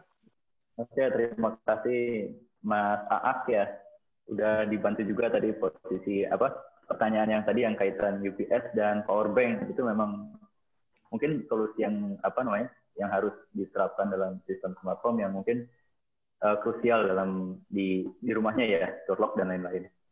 Yeah. Gitu. Dan mungkin cara rangkaian elektrik juga bisa dikonsultasikan ke bisa dicari lagi literasinya seperti apa rangkaian dari power utama ke power bank dan ke UPS kan itu bisa jadi bisa jadi satu pembahasan tersendiri. Oke, masuk ke yang tadi ya, pertanyaannya mungkin untuk pembuatan casing ya Mas Aak ya. Jadi kayaknya ini developer sistem developer bikin alat-alat device gitu ya. Terus bikin casingnya ya. Memang banyak sih namanya software 3D juga banyak ya. Kebetulan saya juga di pabrik cetakan itu, jadi mau sekalian jualan aja. Enggak. Kebetulan kalau tempatku ini kita lebih ke cetakan bikin panel besi, bikin panel body mobil gitu. Tapi kalau mungkin untuk yang kayak device kecil ini kan lebih ke plastik ya, casing plastik kayak. Kadang kita juga butuh casing seperti plat begitu ya. Oke, berarti ada dua ya. Jadi mungkin bisa jadi dia pakai plat, terus ada kombinasi dengan plastik juga gitu kan. Iya, betul. Jadi sebenarnya kalau kita bicara software banyak banget. Cuma yang namanya software rigid udah pasti mahal ya. Udah pasti mahal. Kalau di sini kan kita bicaranya memang software original ya. Cuma kalau untuk solusi yang buat pemula, buat belajar, mungkin saya bisa nyaranin untuk belajar SketchUp dulu, Mas. SketchUp. Kalau dulu sih, kalau nggak salah dari Google. Cuma sekarang tuh yang itunya tuh udah bukan Google lagi, gitu. Jadi kelihatannya yang SketchUp yang gratis itu harus dipakainya di web. Kalau mau gratis. Online gitu ya? Online gitu, pakai Google Chrome atau apa mungkin bisa. Nah, kalau mau download, kalau nggak salah bayar di SketchUp itu. Tapi, jadi di SketchUp ini simple, penggunaannya simple, banyak juga forum-forumnya. Terus untuk model 3D-nya juga banyak di internet. Jadi Mas mungkin bisa cari, udah pernah sempat lihat kayak grabcat.com nggak? GrabCAD pernah. Nah, kayak kalau di kampus kami di sini ada dua, itu kalau berangkat dari AutoCAD masuk ke SketchUp itu gimana? Pernah juga di sini belajar Fusion ya. Pernah juga belajar Fusion di sini. Oh iya, nggak maksudnya GrabCAD tuh dia website di internet.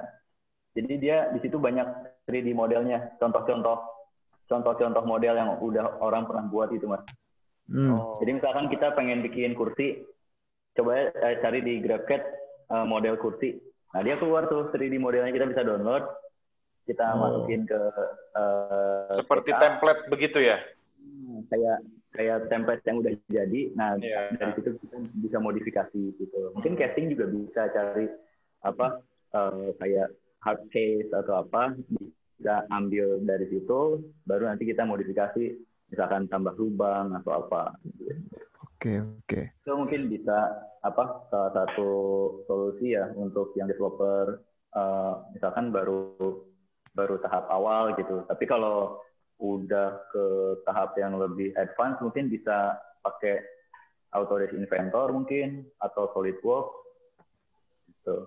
Itu mungkin bisa lebih advance karena kayak Autodesk Inventor itu bisa integrasi sama elektrik sama jadi kalau kita bikin PCB, bikin board itu bisa langsung integrasi ke si Autodesk Inventor untuk bikin casingnya seperti apa yang bagus.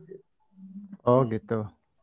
Jadi ada banyak yang bisa integrasi. Kalau kayak SolidWorks juga sama. SolidWorks itu bisa integrasi sama SolidWorks elektrik kalau nggak salah. Oke. Cuma kebetulan saya udah lama nggak pakai itu, jadi harus cari literasinya dulu. Gitu. Iya.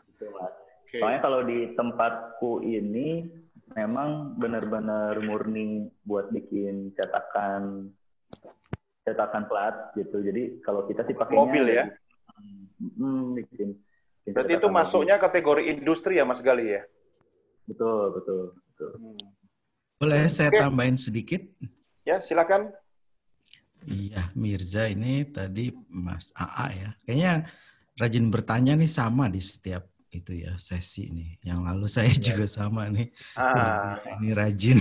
Jadi ini tambahan aja saya juga tadi maaf dengarnya cuma sepotong. Tapi tadi katanya udah ada AutoCAD sama apa lagi ya software di sana. Fusion, Pak. Sama apa? Fusion 360. Itu udah 3D. Udah 3D, ya. Pak. Udah, Pak. Ya, terus tadi yang ditanyakan sebenarnya kebutuhan untuk rapid prototyping ya? Sebenarnya gitu atau gimana? Iya. Jadi untuk percetakan hard case atau soft case. Oke. Jadi saya cuman udah agak lama ya 5 tahun yang lalu kira-kira kan suka itu tuh ya narasumber juga kita karena kita private equity ketemu startup gitu. Nah ada salah satu startup itu sebenarnya dia bikin yang gitu tuh kayak sharing untuk jadi kayak gini loh. Hampir sama kayak kalau di sini, saya lagi lupa namanya, kayak untuk printing itu, tapi dia bisa lewat website, kirim filenya, terus dia akan kerjakan rapid prototypingnya. Nah, saya kira yang begitu sudah banyak. Nah, kalau Bapak di Madura, itu yang relate ke ITS pasti ada tuh. Nanti kalau perlu ya saya cariin, saya ada teman beberapa juga dosen di ITS, terutama untuk harus dicari sebenarnya tadi kalau software juga kalau belum punya atau sebenarnya fiturnya masih belum bagus untuk pendidikan itu mereka selalu punya education license itu yang either sangat murah atau bahkan gratis. Jadi itu harus di approach sebenarnya.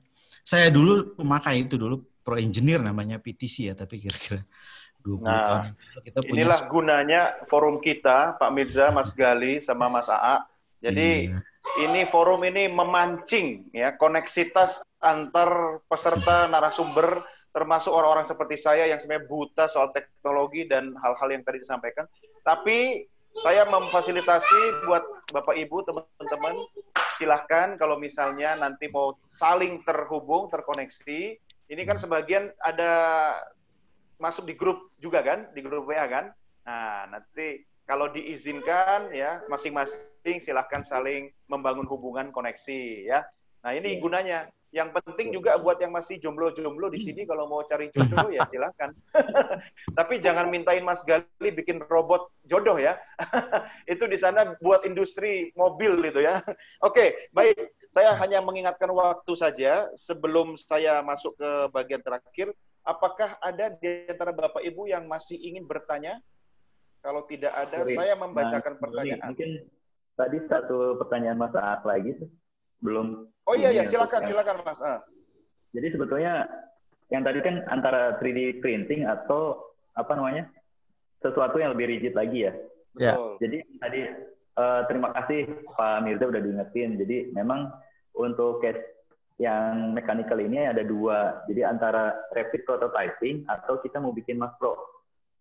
Oke. Yang lebih banyak. Nah, jadi lebih ke arah situ dulu. Kalau memang dari segi fungsional udah bagus, udah bisa oke, dan memang kebutuhan pasar yang cukup banyak, baru kita masuk ke arah yang mass production.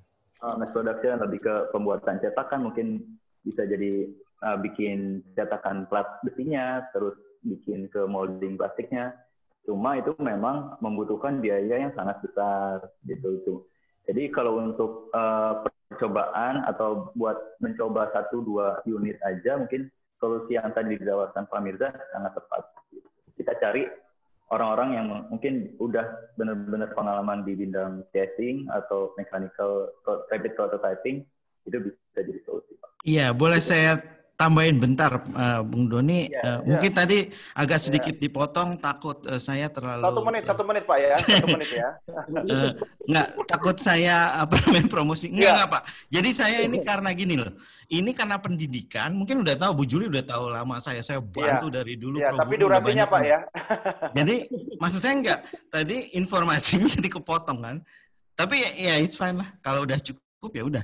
Ya, menurut saya ada banyak yang bisa diperkaya sebenarnya tuh, karena dia punya niat, punya fasilitas. Jadi ada yang dia sebenarnya informasinya aja nggak tahu, itu dijemput informasinya sehingga dia bisa lebih berdaya guna. Rapid prototyping dari ITS aja, coba aja komunikasi dengan ITS, saya kira terbantu. Oke. Baik, terima kasih. Ya, makasih, tadi sudah dicatat ya Mas AA ya. Nanti bisa langsung terkoneksi. Kalau masih kurang puas juga, seluruh peserta yang ada di kegiatan kita hari ini ada kontaknya juga ya di grup WA. Saya sambil membacakan ya, ada beberapa komentar mungkin. Kalau untuk generasi muda yang anak SD SMP mempunyai passion ke robot, langkah-langkah konkret apa yang perlu didukung oleh orang tua? Nah, ini penting ini agar bisa mengikuti jejak Mas Galih. Ya, walaupun mungkin tidak spesifik ke soal mekatronik ya, Mas Galih ya. Apa yang bisa Mas Galih sampaikan biar anak-anak tersebut nanti tumbuh menjadi galih-galih berikutnya? Nah, kalau untuk generasi anak SD, SMP sebetulnya memang benar-benar generasi yang harus di-maintain gitu. Mungkin di sini bisa masuk ke tempatnya Bu Juli, Pak. Bu Juli betul itu. Itu robotic explorer ya. Jadi di situ disediakan fasilitas dari segi robotnya udah ada, terus cara rangkaian elektriknya seperti apa, terus yang paling penting adalah mindset atau pola berpikir untuk membuat program. Program-program yang sederhana mungkin itu yang bisa membangkitkan atau memicu anak-anak itu, oh iya, kalau saya mau bikin robotnya maju dari A ke B itu harus ngapain sih? Nah, itu minimal ada pola pikiran seperti itu kebentuk dulu. Nanti lama-lama juga dia tertarik untuk melakukan hal yang lebih kompleks lagi gitu. Iya. Jadi dimulai dari hal yang simpel, betul. Yang penting diarahkan ya Mas ya. Jangan karena orang tuanya nggak paham, terus akhirnya nggak ngerti kan. Kalau memang orang tua nggak paham, serahkan kepada yang paham ya, kepada ahlinya ya. Ini juga kalau misalnya anak-anak kita mau belajar melahirkan teknologi smart home, kira-kira yang dari paling sederhana apa? Misalnya bisa mematikan menyalakan lampu secara otomatis, atau ada masukan nggak Mas Galih? Yang paling sederhana sebenarnya lampu. Lampu ya. Lampu. Sebenarnya kalau kita misalkan yang paling gampang tapi agak sedikit expert, kita bisa beli Arduino ya, modul Arduino itu. Di sana di modulnya sendiri udah ada lampu. Jadi misalkan kita mau nyalain lampu A sama B gantian, itu bisa. Jadi tanpa harus bikin komponen elektrik tambahan gitu. Kita tinggal ngeprogram si alat itu, terus bikin lampu berkedip bergantian.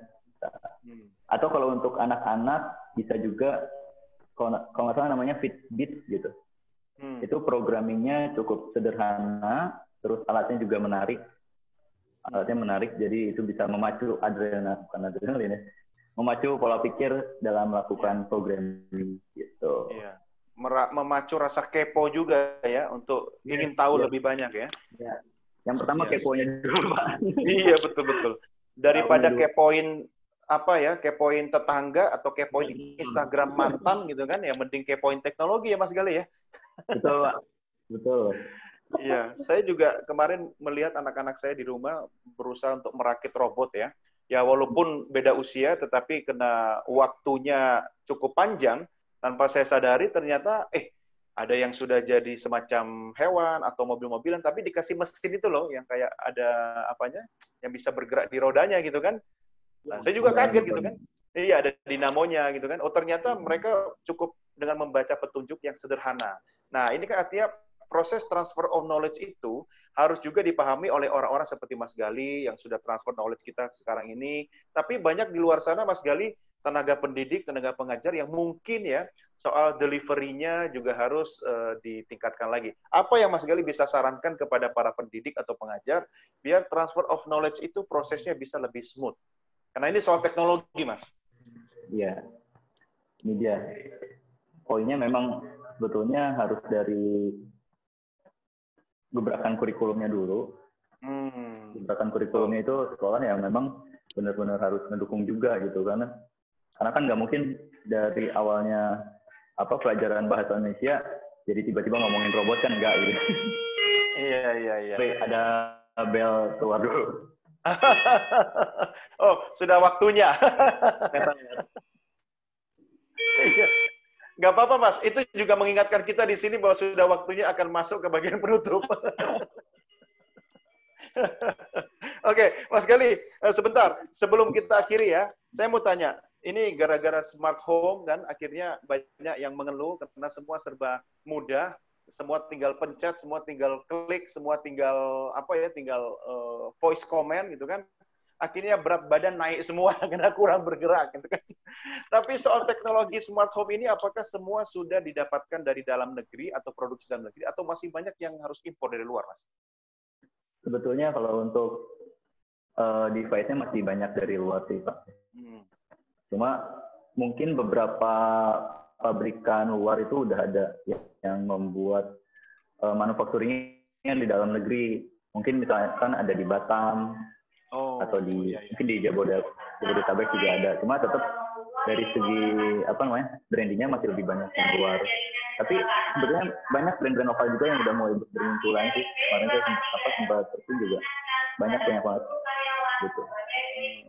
Oke, ya mudah-mudahan dengan lahirnya anak-anak muda, generasi penerus ya, Mas Gali kan masih muda ya kan, nanti ada lagi yang lebih muda, bisa transfer knowledge, bisa menjadi mechatronic engineer yang berikutnya gitu kan, dan ini bisa membawa bangsa kita jauh lebih sukses masa depan.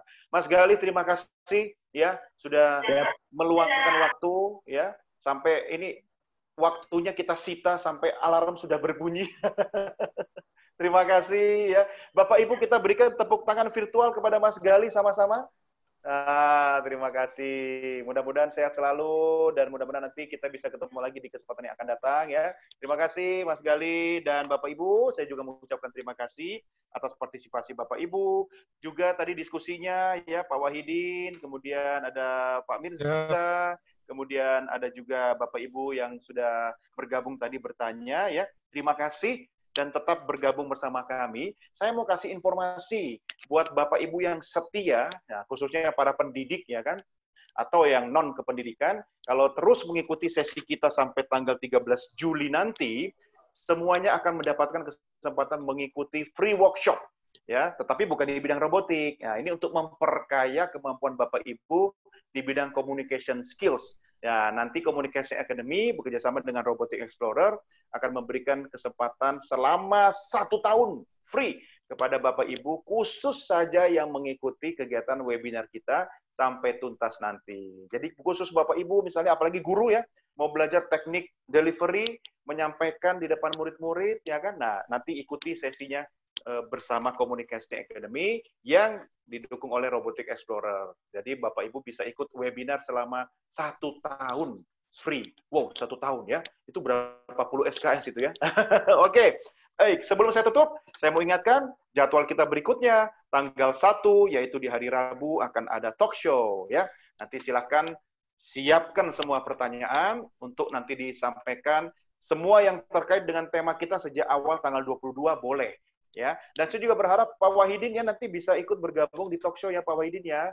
Banyak hal-hal mungkin yang bisa ditanyakan oleh peserta, nanti bisa dielaborasi ke Pak Wahidin ya. Sayang sekali, Mas, tanggal 1 ya. Saya ada online talk show juga. Oh, waduh keduluan. Iya. Oke, nggak apa-apa. tapi saya sudah booking Pak Wahidin tanggal 3 ya Pak ya. Nah, Iya, betul. tanggal 3 Siap. Pak Wahidin akan menyampaikan what is robotics, how to make a simple robot, ya kan? Betul, Oke, betul. terima kasih. Baik, Bapak Ibu sekalian, terima kasih. Kita akhiri sampai di sini pertemuan kita dalam webinar hari Foto ini. dulu, Pak. Foto. Sehat. Oh ya, foto dulu, saya lupa. Waduh, keasikan nih. Oke, semuanya coba gaya yang paling ganteng, paling keren ya. Nanti saya minta di ujung sana ada Mas Bernard untuk siap memfoto dan mendokumentasikan ya. Mas Bernard monitor ya. Inilah teknologi ya. Yang satu di ujung mana, yang satu di ujung mana, saya pun letaknya di mana, tadi Bu Juli di mana gitu kan, sekarang sudah berpindah tempat, tapi kita bisa terkoneksi dengan teknologi. Oke, siap semua. Ada beberapa screen ya. Yang pertama, 1, 2, 3. Tahan. Oke, tahan. Yang berikutnya 1, 2, 3. Tahan. Oke, tahan sekali lagi.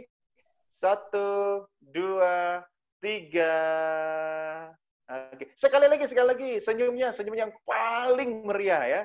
Anggap saja ini sudah lebaran. 1, 2, 3. Wih, luar biasa. Giliran foto baru kelihatan wajah aslinya semua. Giliran tadi Mas Gali lagi sibuk presentasi tanya jawab. Waduh, dimatikan. Nggak apa-apa. Mas Gali, terima kasih. Sampai ketemu lagi. Bapak Ibu semua, terima kasih. Mari kita akhiri semua sama-sama sesi ini dengan mengucapkan terima kasih. Dan sampai ketemu lagi di kesempatan berikutnya. Saya Doni The Geyser. Assalamualaikum warahmatullahi wabarakatuh. Selamat sore dan sampai jumpa. Waalaikumsalam warahmatullahi wabarakatuh. Sampai jumpa semua.